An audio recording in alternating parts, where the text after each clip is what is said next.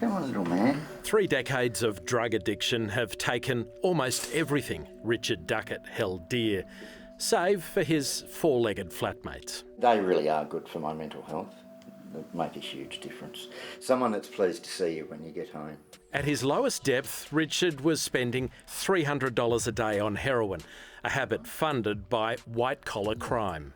It's not nice being a slave to a substance. It's in the forefront of your mind all the time. There is no time off. Richard struggled to get clean and now strongly supports an ACT government move to have hard drugs decriminalised, to draw more addicts out of the shadows towards the hope of rehab. Punishing people is not going to help them with their addiction at all. If anything, it's going to push them further down the road. The ACT has long pushed the boundaries of drug reform. It was the first Australian jurisdiction to legalise some cannabis use, to trial pill testing at music festivals, and the first to open a permanent drug testing facility. This is the powerhouse of the entire drug checking or pill testing system, where people can have their drugs put through a safety scan.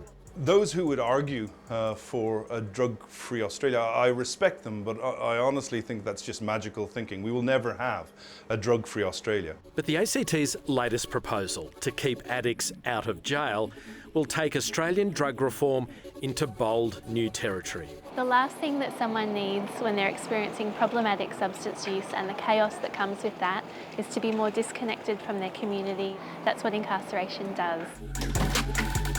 So, what's on the table? The ACT government wants to decriminalise some of the country's most harmful drugs, including heroin, cocaine and methamphetamine, or ice. Users found with personal amounts won't face a criminal charge. Instead, they'll pay a modest fine and be referred to treatment. Anything over those limits, and they'll still face the full force of drug trafficking laws. Addiction support workers say it's about treating drug use as a health issue, not a criminal one. Criminal penalties create more stigma. They scare people off from accessing treatment and support because they're afraid of being marked as a criminal as opposed to receiving the healthcare that they need. But Australia's top cop says the ACT reforms could set a dangerous national precedent. It would become a more dangerous society. It wouldn't be as safe as what we are enjoying today. So for me, it would lead to chaos. Well, that's his view and he's entitled to it. The ACT's chief police officer says, regardless of the Commissioner's opinion, he's legally obliged to implement the Parliament's laws. But, the Territory government's made a decision they're going to go down this path and we need to support them implementing that. Decriminalisation has been tried overseas, but not always with the result drug reformers wanted. The US state of Oregon lifted the curtain on hard drugs nearly 2 years ago, but the promised treatment options didn't materialise quickly enough. We've certainly seen a huge explosion in overdose deaths, overdose events. We're having different community centers handing out Narcan, which is a drug that offsets opiates, and so those kinds of things are very, very concerning. Portland police say it's also been a boom time for the drug underworld. Oregonians are being targeted by cartels or other people who intend to sell narcotics. So you think drug dealers are winning out of this? Yeah, I can't imagine they're not.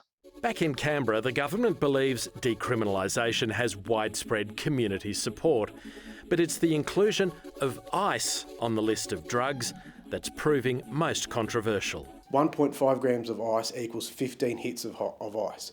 On what planet is 15 hits of ice a personal use? We see it as a violent drug. We very rarely come across people infected by ice who aren't involved in other sort of criminality. Would you like to see it off the schedule? Well, we have had that discussion with government and they've made a policy decision to go in a different direction and they're entitled to do that.